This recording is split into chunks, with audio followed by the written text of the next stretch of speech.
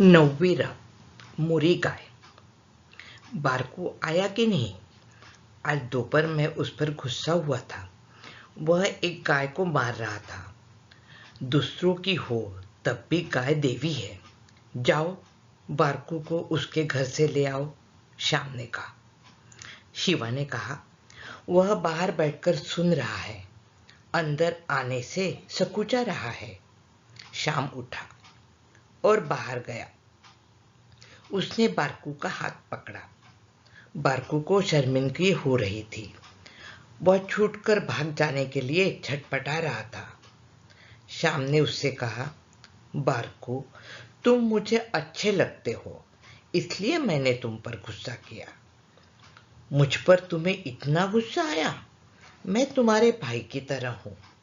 चलो, आज मैं अपनी मोरी गाय की कहानी सुनाने वाला हूं। श्याम के स्नेहिल शब्दों को सुनकर बारकू प्रार्थना गृह में आया। सब श्याम की सुनाई कहानियों को सुनने के लिए उत्सुक थे। सब राह देख रहे थे। श्याम आकर कहानी सुनाने लगा। हमारे घर में एक मोरी गाय थी। आज भी याद आते ही वह मेरी आंखों के आगे दिखाई देने लगती है। लोग कहते हैं कि ऐसी गाय हमारे पूरे गांव में नहीं है। सचमुच नजर लग जाए ऐसी थी वह। लंबी, भरा बदन, हट्टी कट्टी, देखने में गंभीर और शांत। पिताजी के पास 5 सेर का एक लोटा था। वह लोटा भर के दूध मोरी गाय देती थी। उसके अयन भरे भरे रहते। उसका खूब ख्याल रखा जाता था। मेरी माँ सुबह उठते ही गोद में जाती, मुरी गाय को अपने हाथ से चारा खिलाती, फिर उसके माथे पर तिलक लगाती और उसकी पूंछ का सिरा अपने मुंह पर फेरती। गाय यानी देवी। गाय को यह बड़प्पन औरतों ने दिया है। लेकिन आज भी गो पूजा बची नहीं। बस नाम मात्र के लिए आज गो पूजा की जाती है। किसी ने भगवान दिखा दिया तो दंडवत भी कर दिया, ऐसा हाल है। पहले किसी की गाय अपने आंगन में आए तो उसे लाठी मारकर भगा नहीं दिया जाता था। उसे रोटी खिलाई जाती थी, मुट्ठी भर घास खिलाई जाती। आज किसी की क्या, गाय आंगन में आए तो तुरंत उस पर लाठियों की बौछार की जाती है। औरों की गाय की छोड़िए, अपने घर की गाय को भी पेट भर चारा, समय पर पानी नहीं मिलता। वन में, गांव में जो भी मिले वह खाए, गंदा पानी पिए। आज गाय को हमने भीख मांगने पर मजबूर कर दिया है, इसलिए हम पर भीख मांगने की नौबत आन पड़ी है। जैसी सेवा करो वैसा फल पाओ। गाय की जितनी सेवा करो उतना सुख और सौभाग्य मिलेगा। मेरी माँ बीच बीच में गोद चली जाती, चावल धोया हुआ पानी उसे पिलाती। वह पानी ठंडा और जीवन तत्वों से भरपूर होता है। दोपहर के खाने के समय 2 भाग तैयार किए जाते।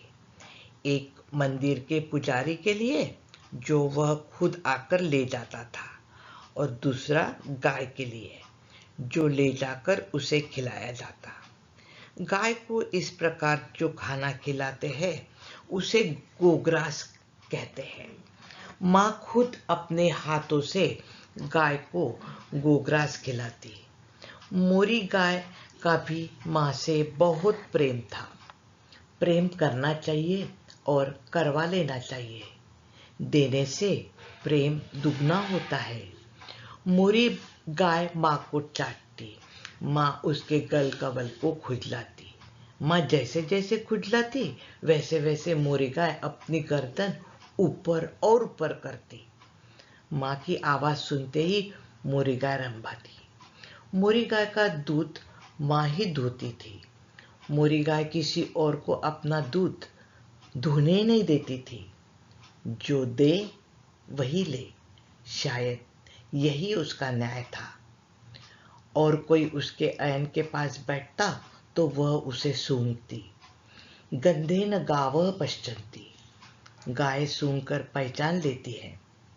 अयन में किसी का हाथ लगते ही वह पहचान जाती थी कि हाथ अपरिचित है।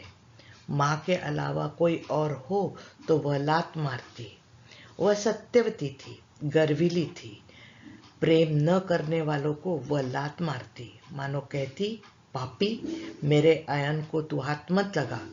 मेरे अयन को हाथ लगाना हो तो मेरा स्नेहिल वत्स बनकर आ। हम मानते थे कि मोरी गाय भाग्यवान थी। वह हमारे घर की शोभा थी, हमारे घर की वह देवी थी, हमारे घर के प्रेम और पवित्रता, स्नेह और सुंदरता की वह मूर्ति थी। लेकिन फिर मुंह और खुर पका रोग आया। इस रोग से कोकण में कई मवेशी मर जाते हैं। पैर पटक पटक कर मवेशी मर जाते हैं। पैरों में जख्म होते हैं, उसमें कीड़े पड़ते हैं। 1-2 दिनों में ही मवेशी मर जाते हैं। मोरी गाय को खुर मुंह पका रोग हुआ। कई इलाज किए लेकिन वह ठीक नहीं हुआ। घास का तिनका तक न छुए, बिल्कुल निष्पन्न पड़ी थी। हमने घर में जाप भी किया लेकिन हमारा पुण्य क्षीण हुआ। मोरी गाय हमें छोड़कर चली गई। मोरी गाय गुजर गई। उस दिन माँ ने खाना नहीं खाया। कैसे बताऊं? जो प्रेम करता है उसी को, जिससे प्रेम हो उसे खोने के दुख का पता चलता है। अन्य को कैसे समझ आए? जिस जगह मोरी गुजरी, आगे कुछ दिनों तक माँ उस जगह हल्दी कुमकुम और फूल अर्पण किया करती थी। कभी कभी बोलते हुए माँ बताती, मोरी गाय गई और तुम्हारे खानदान का भाग्य भी गया। उस दिन से घर में झगड़े टंटे शुरू हुए। पहले गांव में तुम्हारा घर भरे गोकुल की तरह लगता था, लेकिन मोरी गाय के जाने के बाद मनोहितैषी आ गई। मेरी माँ का कहना सही है, बेहद व्यापक मायनों में वह सच है।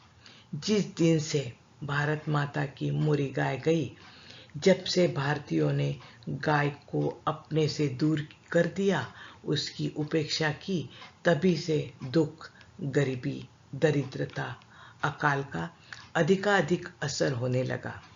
चरखा और गाय भारतीय भाग्य के 2 आराध्य आधार है। जब तक इन दोनों की फिर से पूजा होनी शुरू नहीं होती, तब तक दूसरा आसरा नहीं। सड़क पर गाय दिखाई दे तो उसे अपने दाहिने रखकर उसे वंदन करना गाय की पूजा करना नहीं होता। हम दाम्भिक हो गए हैं, भगवान का वंदन करते हैं और भाई को परेशान करते हैं।